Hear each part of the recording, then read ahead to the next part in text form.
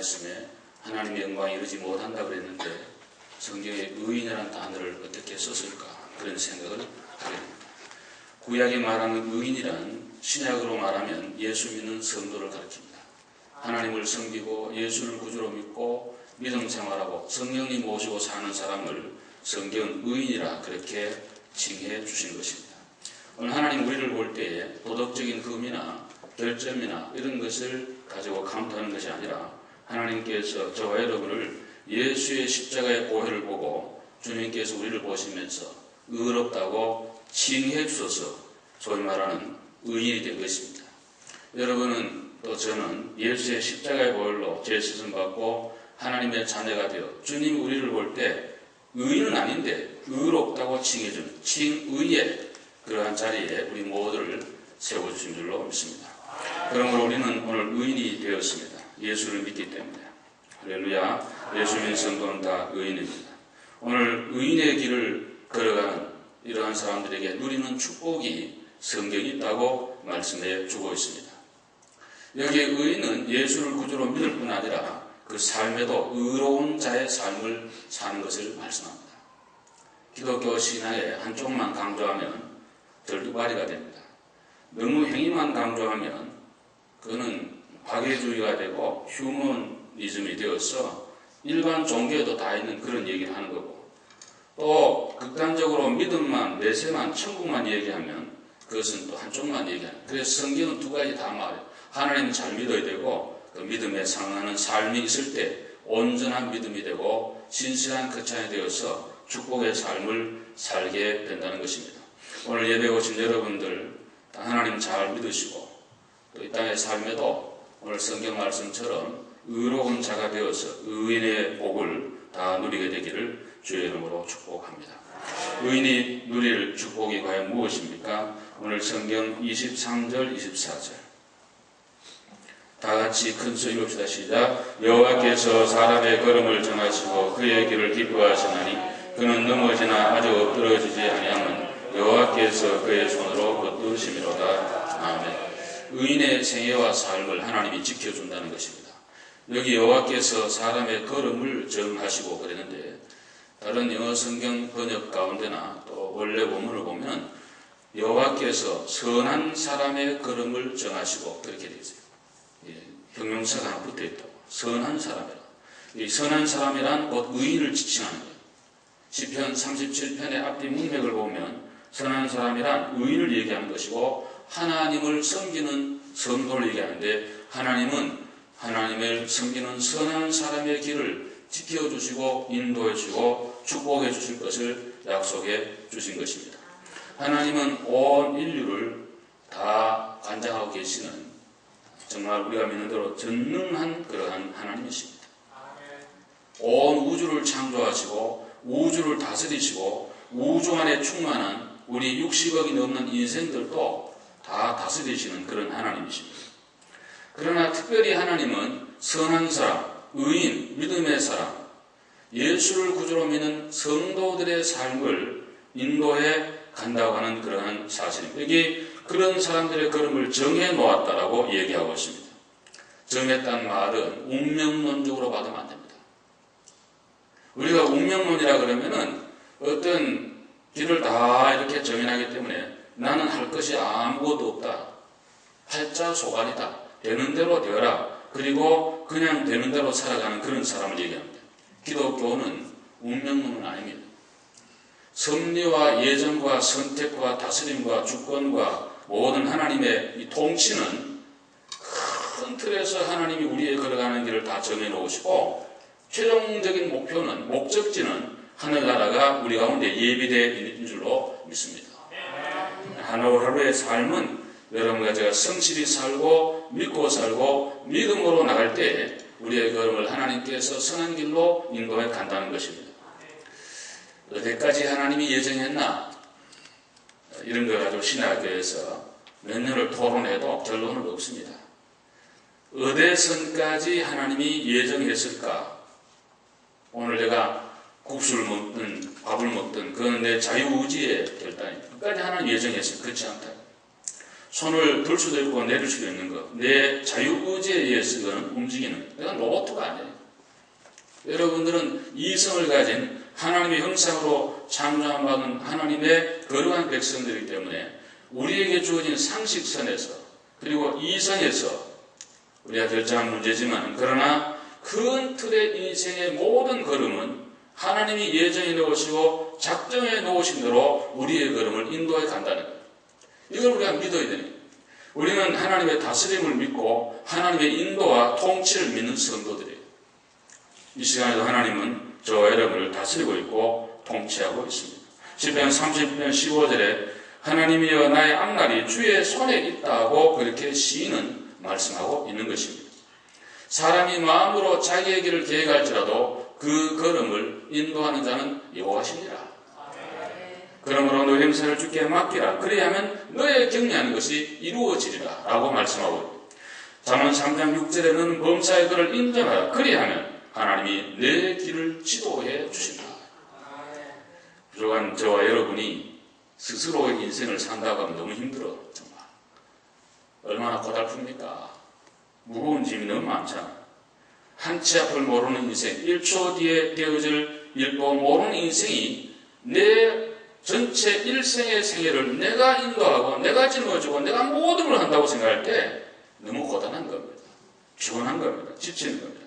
그러나 하나님이 여러분과 저의 생애를 인도하고 있고 지키시고 있고 그리고 도와주시고 붙들어준다고 믿을 때에 얼마나 마음이 가볍고 주님께 맡기고 맡겨진 데 최선을 다하면 뒤돌아보면 하나님의 손길이 숨결이 인도하심이 온 생애에 다 숨어져 있음을 우리는 발견하게 될 것입니다.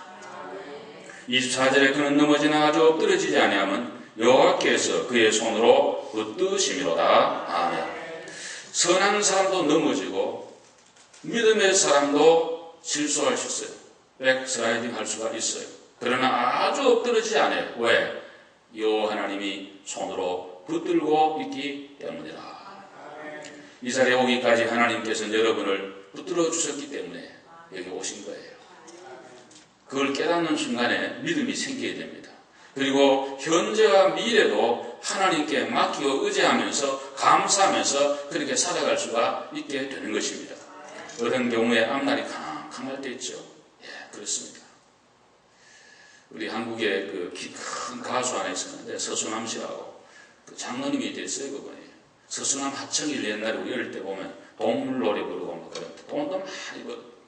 그분이 간증하러 많이 다녔는데 그분이 그 얘기를 들어보면 재밌는 자기 과거를 얘기를 해요. 돈만 최고로 아는 사람은 돈 뺏어버리면 사람이 아니더라고요. 자기는 인기 좋을 때 돈도 너무 많이 벌고 뭐 그냥 팬레터가 그냥 뭐 수백 장씩 오고 그렇게 영원할 줄 알았대. 돈도 너무너무 많이 벌고 얼마나 인기가 좋아요. 수천 명이나 열광하라고 늘 그렇게 하니까 인기인들은 그거 먹고 사는데 그 영원한 거 알거든. 순간이거든. 우리 한국에 피겨 스케이트 하는 그 김연아 어린 애가 하는 얘기가 그 올림픽에 챔피언 딴 다음에 기자가 물으니까 그 물론 다 가르쳐 줬겠지만 걔가 참 명언 하나더라. 이 모든 것도 지나가리라. 이게 너무 어린 애가 철학자 같은 얘기를 하더라고. 근데 부모가 가르치는지 누가 가르치는지 모르지만 그런 얘기를 하는데 여러분 아무리 인기가 있어도 인기도 지나가고 젊음도 지나가고 다 지나가는 거예요. 그리고 고난도 아픔도 슬픔도 영원하지 않아. 다 지나가요. 믿으시기 바랍니다. 그걸 깨달아야 돼요. 근데 이제 이 서수남 씨가 장로가 된 뒤에도 그걸 잘 깨닫지 못하고 이렇게 살았는데 어느 날 자기 와이프가 금융사고를 내가지고 하루아침에 완전히 망하고 빚더미 앉는 거예요. 근데요 돈이 그렇게 채워주라고 살다가 돈 없이 나니까 완전히 낙실이 된 거예요. 그로기가 된 거예요. 부모님도 안 보이고 가족도 안 보이고 심지어 장로인데도 하나님도 안 보이고 하나님 안 믿어지더래. 이런 일이 내 곁에 있을 수 있느냐. 죽을 마음만 생겨서 죽어야 되겠다고 자살을 얼마나 생각하고 늘 자살을 생각만 하고 있는데 어머니가 딱 보니까 아들 얼굴빛이 다르거든요. 어머니는 늦게 믿었지만 믿음이 좋은 어머니로 붙들고 아들을 고민합니다.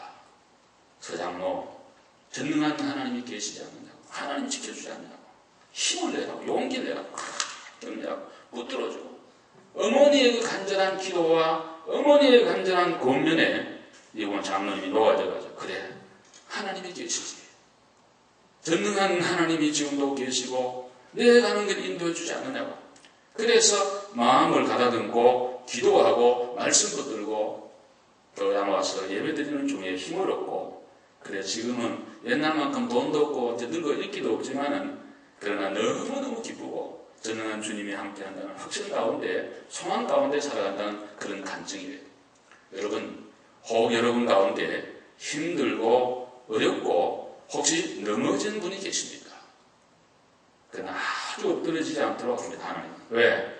전능한 하나님 우리를 붙들어서 반드시 세워서 실전팔기에 그런 은혜와 복을 우리 가운데 주실 줄로 믿습니다. 두려워하지 말라, 놀라지 말라. 내가 너와 함께하리라. 내가 참으로 너를 도와주리라. 참으로 나의 의로운 오른손으로 너를 붙들리라고 성경 그렇게 우리에게 말씀하고 계신 것입니다.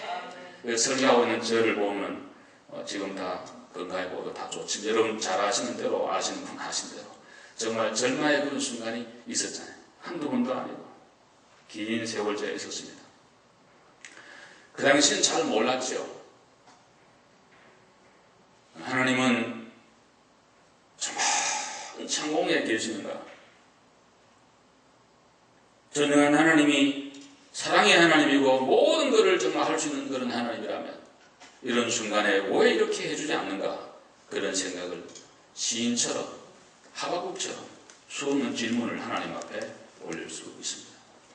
그러나 지나고 보면 인생의 귀한 길을 다 돌아보면 그래서 하나님이 그렇게 했구나.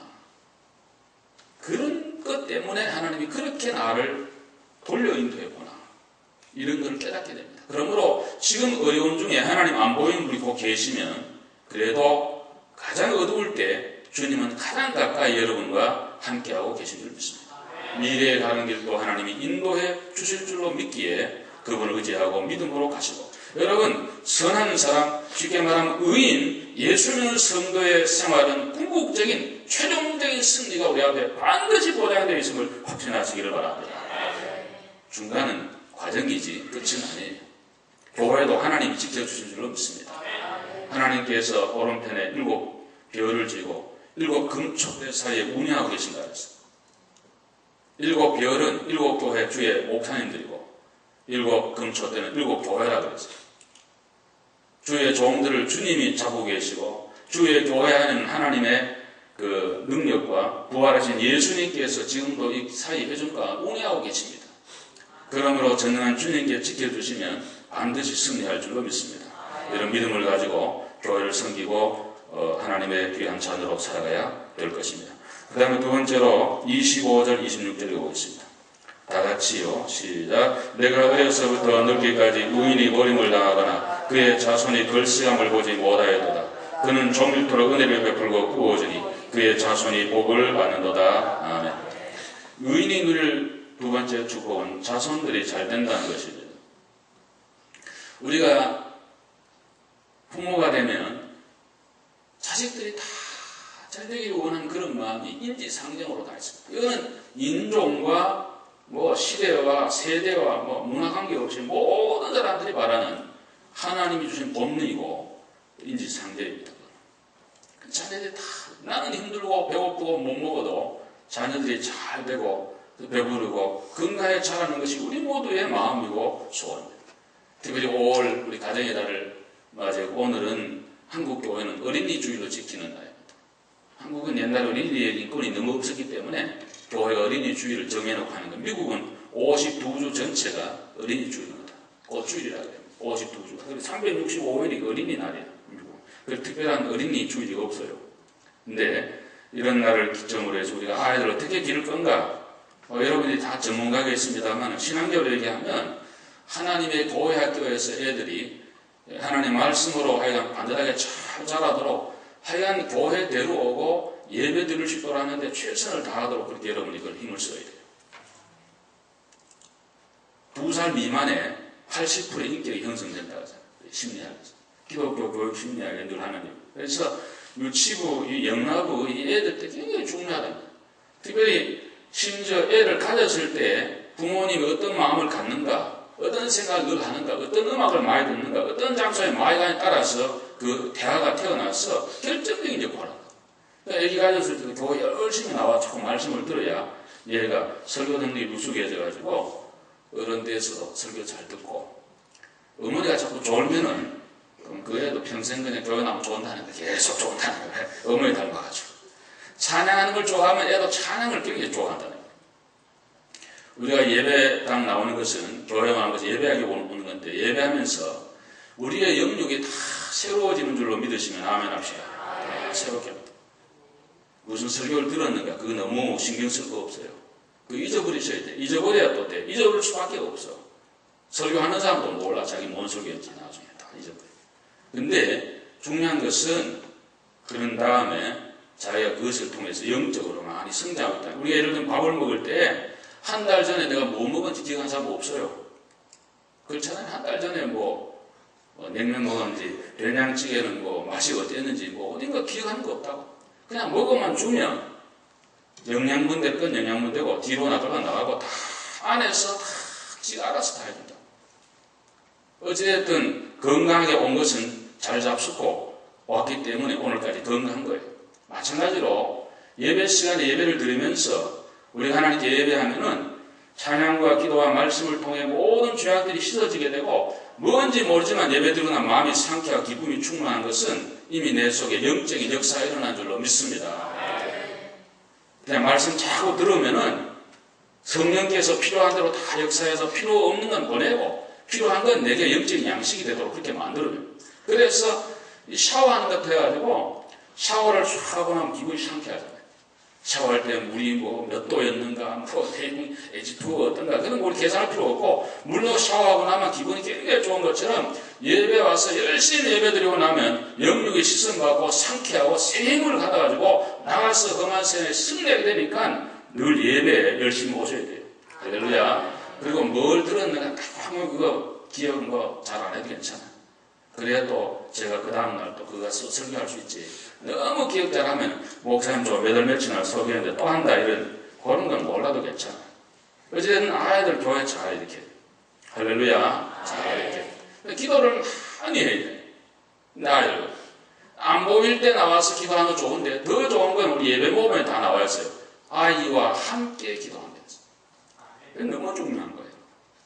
아이를 붙들고 기도하면은 하나님 앞에 내 기도 올라갈 줄로 믿고 또 우리 아이도 내 기도를 다 들어요. 기도 내용을 만들 그거 아니에요? 저도 우리 집에 애들 기를 때 늘 그런 기도.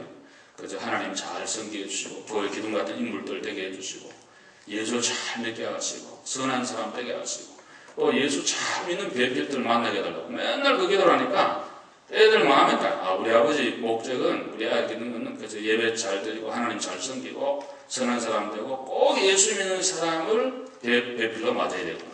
그거 아주 그냥 철칙구나. 그 물어볼 것도 없고 그거는 늘 그렇게 되니까 딱 마음에 들어. 하나님도 그 기도를 반드시 우리 가운데 응답해 주실 줄로 믿습니다.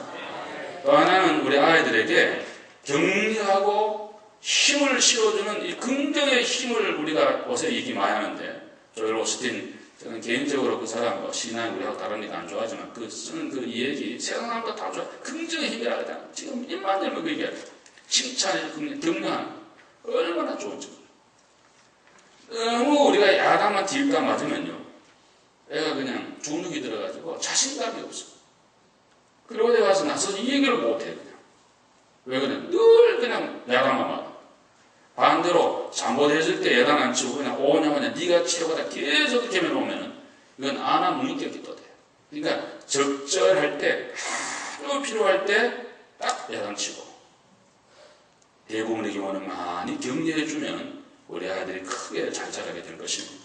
제가 그 어떤 글을 보면서 그 어머니의 격려가 어떤 한 아이의 인생을 바꾸었다는 그런 얘기인데 제가 잠깐 읽어드리겠습니다. 한 어머니가 처음으로 유치원 학부모 모임에 참석을 했습니다. 유치원 선생님이 그 어머니에 이렇게 말했습니다. 아드님은 산만해서 한시도 가만히 있지 못해요. 단 3분도 의자에 앉아있지 못합니다. 병원에 데려가 보시는 게 좋을 것 같습니다. 이 아들과 집으로 돌아오는 어머니 마음이 너무 아팠지만 그렇지만 어머니는 이렇게 아들에게 얘기했습니다. 선생님이 너를 무척 칭찬하셨답니다. 의자에 앉아있기를 1분도 못 견디던 내가 이제는 3분이나 앉아있다고 칭찬하시던 걸. 다들 다른 엄마들도 모두 엄마를 부러워하더구나. 그러니까 아들이 돌아오면서 그날 투정도 안 하고 굉장히 밥도 잘 먹고 이렇게 잘 지냈습니다. 시간이 흘러 아들이 초등학교에 들어갔습니다. 어머니가 학부모회에 참석했을 때 선생님이 말씀했습니다. 이번 시험에서 아드님 성적이 몹시 안 좋아요. 지능에 문제가 있는 것 아닌지 병원에 데려가서 검사를 받아보세요. 그 말할 때 어머니는 눈물이 확 쏟아졌어요. 야, 이거 어떡하나. 집에 돌아오면서 아들이 이렇게 어머니를 얘기했습니다. 선생님이 너를 믿고 계시더구나.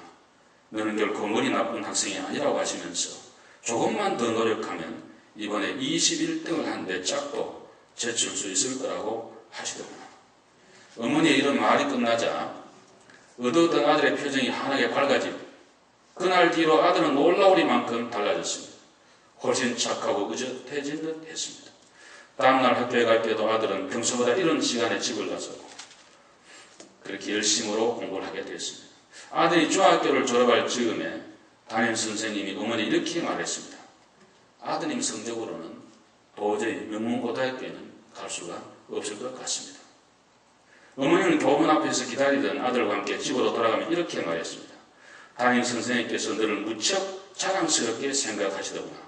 조금만 더 노력하면 명문고등학교에 들어갈 수 있다고 하셨어. 그러니까 애가 그냥 마음에 용기가 생기네. 아들은 끝내 명문고등학교를 들어갔고 뛰어난 성적으로 졸업을 했습니다. 그리고 명문대학 합격 통지서를 받았습니다. 아들은 대학 입학 허가 도장이 찍힌 우편물을 어머니의 손에 쥐어주고는 엉엉 울었습니다. 어머니, 제가 똑똑한 아이가 아니란 건 저도 잘 알아요. 그러나 오늘 제가 있는 것은 어머니의 사랑, 끝없는 격려 때문이에요. 라는 그런 얘기입니다.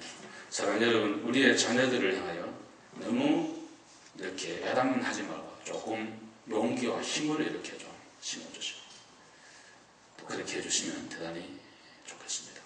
또 가정의 달에 우리 아버지 어머니들도 또 올려주시고 또 어머니도 올려주시고 특별히 아버지들 요즘 다 어깨가 맞춰져 있는데 우리 아버지들 좀 올려주시기를 바랍니다. 탈무드에 보면 어떤 랍비가 노 부모님을 모시고 길을 가게 됐습니다.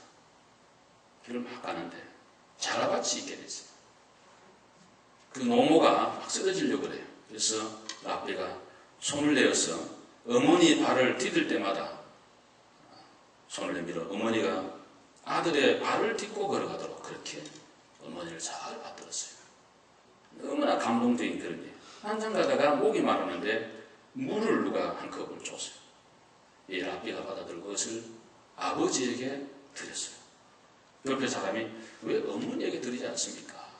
그러니까 예, 저는 어머니에게 드려도 우리 어머니는 먼저 아버지에게 드릴 줄 알기 때문입니다. 얼마나 아름다운 가정이에요. 아버지의 권위를 최고로 남편의 권위를 올려드리고 어머니를 지키 사랑하는 그 랍비의 얘기를 통해서 우리 가정들이 이렇게 돼야 된다는 그런 귀한 교훈을 준다고 생각을 합니다. 여러분, 긍정의 힘, 격려의 힘은 굉장한 파워를 우리에게 줍니다. 교회 안에서도 여러분 장로님들, 권사님들 또 서로서로를 격려하고 또 칭찬해주고 좀 올려주고 세워줄 수 있는 그런 교회가 되어야지 하나님의 은혜와 평강이 우리 위에 가득하게 될 줄로 믿습니다.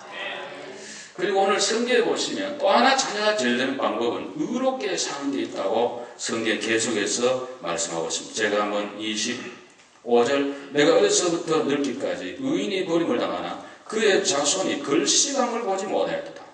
그는 종일토록 은혜를 베풀고 꾸어주니 그의 자손이 복을 받는도다. 부모님이 의롭게 선하게 잘 살아야 자식들이 복을 받는다. 아까 말한 그런 자녀 교육에 온갖 정성을 기울이는 것도 좋은데 또 하나는 부모님의 삶을, 신앙생활을, 생애를 의롭고 선하고 이렇게 살아가면은 하나님이 그 모든 자손들은 저절로 잘 되도록 하나님 복을 내리고 주신다는 거예요. 콩 심은 데 콩나고 파신 데 팥납니다. 성경은 사람이 무엇으로 심든지 그대로 거둔다고 얘기하고 있습니다. 갈라디아 6장 7절에. 사랑하는 여러분, 여러분은 지금 무엇을 심고 있습니까? 아니 무엇을 거두고 있습니까? 거두는 것은 옛날에 내가 심었던 것이요 지금 심는 것은 언젠가는 거두게 될 것입니다. 내가 심은 건 내가 거두는 거지 누가 거두는 거 아니에요. 심지 않은 데서 거두는 법은 없어요. 오늘 성경은 구워주고 베풀고 사랑으로 의롭고 선하고 진실하게 살아가면 우리 하나님의 자손들에게 큰 축복과 은혜를 주실 것을 약속해 주시고 계시는 것입니다. 제가 존경하는 목사님 한 분이 이북 황해도에서 오셨는데 성경책 하나 딱 들고 6.25 때 LSD 타고 군산으로 사랑하는 남동생과 더불어 왔다가 거지 생활을 군산에서 얼마나 했는지 거적대기를 떠보시고 대문가에서 밥을 얻어먹으면서 어할 데 없는 10대 소년으로 와서 정말 처량한 인생을 살다가 경상남도 창원에 어떤 여자 전사님이 양자로 삼아줬어요. 그래서 고상을 받고 거기서 고등학교를 졸업하고 서울에 와서 공부를 고학을 해가지고 우리 종례신학을 또 졸업을 하고 미국 유학까지 가서 두 형제가 다 목사님이 됐어요. 동생은 서울 안암제일교회 큰 교회를 목회하다가 은퇴를 했어요. 그 형님은 80이 돼요. 지금 이제 은퇴에 하시려고 하는 정말 그런 때인데 한번 제가 만났더니 그러시더라고요. 목사님, 김 목사님. 오늘 제가 이만큼 된 것은 첫째는 하나님의 은혜고 두 번째는 우리 아버지 장로님의 교회 섬김의 축복이 우리 자신들에게 이렇게 임했다. 또 아버지가 어떻게 섬겼는가에 대해서 몇 시간을 나한테 얘기를 하는데 하여간 그 은혜가 많이 되었습니다. 산에 가서 나무를 찍어다가 그 초기에 우리 한국 교회에 다 우리 어른들이 손수 교회당을 지었습니다. 앞장서고 그리고 교회를 지극정성으로 섬기고 매일 새벽만 나가 종치고 옛날에 4시 반에 새벽기도 하는데 초종치고 재종치였습니다. 30분 가게. 그거 추울 때나 더울 때나 비 올 때나 그거 치고 눈이 많이 오니까 이북에는 사택과 교회가 거리가 좀 있는데 새벽에 눈이 쫙 쌓여있으면 목사님이 새벽기도 나오시다가 양발 젖으면 어떻게 설교하실까 해가지고 눈을 다 쓸어서 편안히 예배당 와서 새벽기도 인도하시도록 그렇게 하더라고요. 방석에 이 방석이 차잖아요. 의자가. 그 방석을 자기가 앉아있다가 따뜻하게 만들어가지고 목사님 오시면 이 방석에 앉아서 목사님 기도하시라고 그렇게 받들고 얼마나 오가는 사람이 많은지 집에 그냥 오면 장로집에 오면 그냥 늘 밥해주고 베풀고 그냥 손님이 끊어지지 않는 그런 집. 어릴 때 이해를 못했대. 자기들한테는 그렇게 안 해주는데 목사님한테 그렇게 받들고 교회 중성하고 이거 왜 하나 그랬는데 세월이 지나 목회를 평생하면서 많은 세월을 지난 뒤에 생각해보니까 첫째는 하나님의 은혜고 두 번째는 아버지가 심었던 오늘 이 말씀처럼 그렇게 나누어주고 베풀고 바로 살고 정죄하고 진실하게 교회를 섬겼더니 하나님이 그 심은 대로 정대 마음대로 베풀어서 은혜를 주셨다는 그런 말씀입니다. 성경에 보면 아브라함이 잘했기 때문에 그 아들 이삭이 복을 받잖아요. 제가 성경 안 읽어주겠지만 여러분 다 아시는데 창세기 26장을 보시면 그렇게 됐어요. 네 아버지 때문에 내한테 복 준다 그랬어요. 솔로몬 복 받은 건 그 아버지 다윗 때문에 네가 복을 받는다 그랬어요. 여러분들 자녀들 다 잘 되기를 원하죠. 그러시면은 아까 말한 그런 것도 해야 되지만은 오늘 성경 본문대로 한다면 의롭게 믿음으로 선하게 주의 교회 충성하시기를 주의 이름으로 축원합니다. 그럼 하나님이 여러분의 자녀들을 반드시 앞날을 축복해 주실 줄로 믿습니다. 세 번째로 오늘 성경 29절 말씀을 읽어보겠습니다. 다 같이요 시작. 의인이 땅을 차지하며 거기서 영원히 살리로다. 아멘. 의인이 땅을 차지한다. 의인이 누릴 복이 무엇이며 땅을 차지한다는 말은 상속한다는 말이에요. 성경에 우리에게 주시는 두 가지 복이 있는데 그것은 뭐냐면 땅을 주시는 복과 자녀의 복을 말씀하고 있어요. 이게 최고의 복이라는 거예요. 우리 하나님이 아브라함하고 약속할 때 두 가지 약속했어요. 하나는 가나안 준다는 거고 또 하나는 네 자손이 하늘의 별처럼 해변가의 모래처럼 많아진다. 딱 두 가지 약속이에요. 그게 구약에 흐르는 최고의 중요한 두 개의 물줄기예요. 근데 하나님 약속을 지켰잖아요. 가나안을 주었고 이삭을 통해서 자자손손이 크게 번성하는 그런 은혜와 복을 우리 하나님이 아브라함에게 주십니다. 오늘 성경에 보시면 의인의 자손들이 땅을 차지한다. 이 땅을 차지한다는 말은 남의 거 다 뺏은다 이런 뜻이 아니라 이 땅이란 말은 땅에 우리가 살아가면서 필요한 모든 것을 하나님이 다 예비하고 공급해 주신다는 그런 말씀입니다. 여기 22절에 주의 복을 받은 자들은 땅을 차지한다. 28절에 성도들은 영령의 보호를 받으나 악인의 자손은 끊어진다. 악인의 자손이 끊어진다. 의인과 악인을 계속해서 대조하는데 의롭게 믿음으로 신앙으로 바로 살아가면은 우리 하나님이 자녀들에게 이러한 풍성한 은혜와 복을 주실 것을 성경에 딱 약속을 했고 또 성경 안에 그런 얘기를 많이 말씀을 우리에게 하고 계시는 거예요. 혹 여러분 가운데 혹 속썩이는 자식들이 있습니까? 오늘 김 목사님 설교 들어보니까 내가 제대로 못 살아가지고 우리 애들이 그런가 너무 자책하지 마시고 너무 일찍 포기하지 마세요. 어거스틴의 어머니 모니카는 30년간 그 어거스틴을 눈물로 기도했더니 하나님이 그 아들을 그렇게 크게 들었었잖아. 예, 어른들 말씀에 못생긴 나무가 산을 지킨다는 말이 있어요. 너무 잘생긴 나무는 다 끊어 제목을 써버려요. 그런데 못생긴 나무가 산을 지킨다. 예, 어른들도 말씀 그런 말이 있어요. 못난 자식이 효도한다는 말도 있어요. 잘나고 똑똑하고 잘나가는 자식이 효달 같지만 그렇지 않고 잘할 때 속 썩이고 애먹이고 힘들게 하고 겪으려고 하는 것 같은데 그 애들이 예수 믿고 하나님 복음만에 들어오기만 하면 효도도 잘하고 하나님께 충성하고 잘 섬기는 그런 자녀로 하나님이 만들어 주실 줄로 믿습니다. 그러니까 여러분 너무 일찍 낙심하지 마세요. 또 혹 육신의 자녀들이 없는 분이 계시니까 너무 또 낙심하지 마세요. 하나님께서 영적인 자녀를 많이 낳아 기를 것을 우리에게 말씀하고 계십니다. 그러니까 다니엘 12장 3절 말씀처럼 많은 사람을 옳은 대로 돌아오게 한다는 별과 같이 영원토록 빛난다고 그렇게 말씀하고 있습니다. 오늘 우리의 삶은 의인의 삶이 되어야 됩니다. 그렇게 살아봅시다. 바로 살고 진실하게 살고 교회를 충성스럽게 섬기는 믿음의 성도 되시기 바랍니다. 그럴 때 우리의 길을 인도해 주실 것입니다. 자녀들의 앞날에 축복하실 것입니다. 그리고 우리 교회도 승리하고 평안한 은혜가 넘치게 될 줄로 믿습니다. 이런 은혜가 우리 온 교회에 충만하기를 주의 이름으로 축원합니다. 기도하겠습니다. 하나님 아버지